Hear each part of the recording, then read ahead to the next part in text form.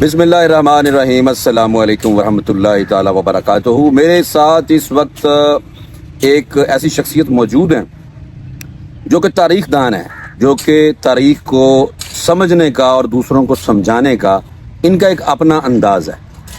سید سرور شاہ شیرازی صاحب میرے ساتھ موجود ہیں، ہمارے بزرگ ہیں۔ ہم ان سے آج یہ سمجھنے کی کوشش کریں گے کہ اسرائیل کی تخلیق کیسے ہوئی، پاکستان اسرائیل کو تسلیم کیوں نہیں کرتا، عرب اسرائیل کو کیوں تسلیم کرتا ہے۔ تو شروع کرتے ہیں۔ شاہ صاحب بہت شکریہ۔ شاہ صاحب یہ بتائیں کہ یہ جو اسرائیل ہے یہ کیسے تخلیق ہوا تھا؟ یہ ایسا ہوا کہ عرب ممالک کبھی تیل کا ہتھیار استعمال کرتے تھے، تو برطانیہ اور امریکہ، فرانس، انہوں نے یہ سوچا کہ اس کا یہ جو ہمارے اوپر دباؤ ہے تیل بند کرنے کا، جی، تو اس کو دبانے کے لیے انہوں نے اسرائیل کا نام دے کر بیرونی ممالک سے لوگوں کو لا کے بسایا، یورپین، روسین اور مغربین سب کو لے کے آیا اور وہ وہاں بسا کے اور اس کا نام دیا کیا؟ بنی اسرائیل۔ حالانکہ یہ اسرائیل نہیں ہے، اچھا، بنی اسرائیل جو ہے نا یعقوب علیہ السلام کی اولاد ہے، اس کی زبان عربی اور عرب نسل ہے، اور آپ یہ دیکھ لیں عرب نسل ہے نہیں، یورپین سارا یہ ویسے عربی بولتے ہیں ایسے؟ نہیں، یہ اپنی عمرانی زبان کو انہوں نے زندہ کیا، جو مرا ہوا تھا کوئی نہیں جانتا تھا، پرانا زبان۔ آپ کے کہنے کا مقصد یہ ہے کہ یہ لوگ دنیا کے مختلف کونوں سے پکڑ کے لا کے بسائے گئے، اور بسانے والے آئی صاحب کون تھے؟ یہ امریکہ اور یہ برطانیہ؟ بسانے والا اصل میں برطانیہ ہے، اصل میں برطانیہ، فرانس اور امریکہ، انہوں نے لایا۔ یہودیت ایک مذہب بنا ہوا ہے، اور یہ یہودی ہر قوم میں ہوتا ہے، ہر ملک میں ہے، تو انہوں نے لا کے بسا دیا زبردستی۔ جیسے برطانیہ ادھر آیا، قبضہ کیا انگریزوں نے، اس لیے ان تسلیم نہیں کرتا ہے۔ آئی صاحب یہ جو عرب ممالک ہیں یہ اسرائیل کو تسلیم کرتے ہیں، لیکن ہم نے اپنے پاسپورٹ کے اوپر بھی لکھا ہوا ہے کہ یہ جو پاسپورٹ ہے یہ تمام دنیا کے لیے ویلڈ ہے لیکن اسرائیل کے لیے نہیں ہے۔ تو ہم اسرائیل کو کیوں تسلیم نہیں کرتے اور عرب نے اسرائیل کو کیوں تسلیم کیا ہوا؟ بات یہ ہے کہ قائد اعظم محمد علی جناح نے یہ بات کہی تھی کہ ہم اس کو کبھی تسلیم نہیں کرے گا، اس لیے کہ ان کو پتا تھا کہ یہ باہر سے لائے ہوئے لوگ ہیں، یہاں کے نہیں ہیں، بنی اسرائیل ہے نہیں۔ کیا اگر یعقوب علیہ السلام کے اولاد بنی اسرائیل ہوتے تو کیا ان کو وہاں رہنے کا حق نہیں ہے کیا؟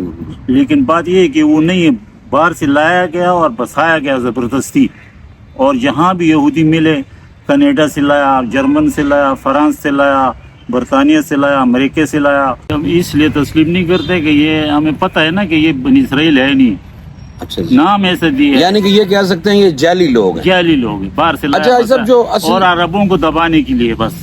بھائی صاحب جو اصلی یہودی ہیں وہ ہم نے دیکھا کہ وہ اکثر احتجاج جو کرتے ہیں نا دوسرے ملکوں میں، جو زائنسٹ نہیں ہیں، بیسیکلی یہ اسرائیل میں جو بستے ہیں یہ شدت پسند قسم کے لوگ ہیں۔ تو جو زائنسٹ نہیں ہیں، جو عام یہودی ہے، وہ جنگوں کے خلاف ہم نے دیکھا کہ وہ احتجاج کرتے ہیں۔ وہ مذہبی لوگ ہیں، ان کے مذہب میں بھی عزب یہ ہے کہ یہ شدت پسندی، قتال منع ہے؟ وہ منع ہے، وہ منع ہے، لیکن انہوں نے اپنے طرف سے لگایا ہوا ہے کہ بس صرف جو بنی اسرائیل ہوگا نا وہ سب سے افضل لوگ ہے، اور اس کا قتل حرام ہے، اور اگر وہ دوسرے کو قتل کرے تو وہ حلال ہے۔ یہ انہوں نے اپنے طرف سے بنایا، جیسے باقی کی مذہبی کتابوں میں گڑبڑ کی ہے۔ ایسے ایک اور بات جو ہم دیکھتے ہیں کہ اسرائیل نے غزہ میں لاکھوں لوگوں کو، بچوں عورتوں کو شہید کر دیا۔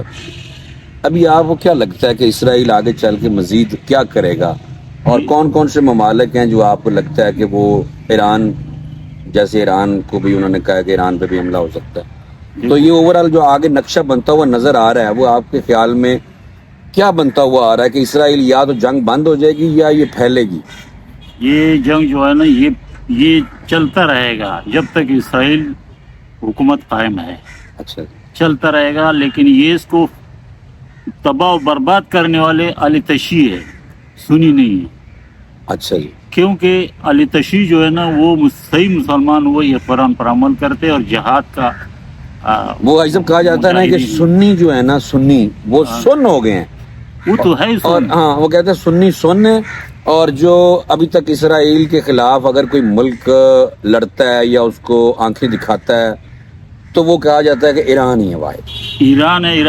ایران جو ہے نا حماس کی بھی فلسطین کی مدد بھی کرتا ہے اور لبنان کی حزب اللہ کو بھی کرتا ہے, اسی یمن کا ہے اس کو بھی کرتا ہے, عراق میں جو شیعہ ہے وہ بھی لڑے گا. ایسا کیوں کرتا ہے ایران, کیوں کرتا ہے مطلب یہ اس لیے کرتا ہے کہ انہوں نے لکھا ہے کہ یہودی جو ہے نا یہ ناجائز قابض ہے.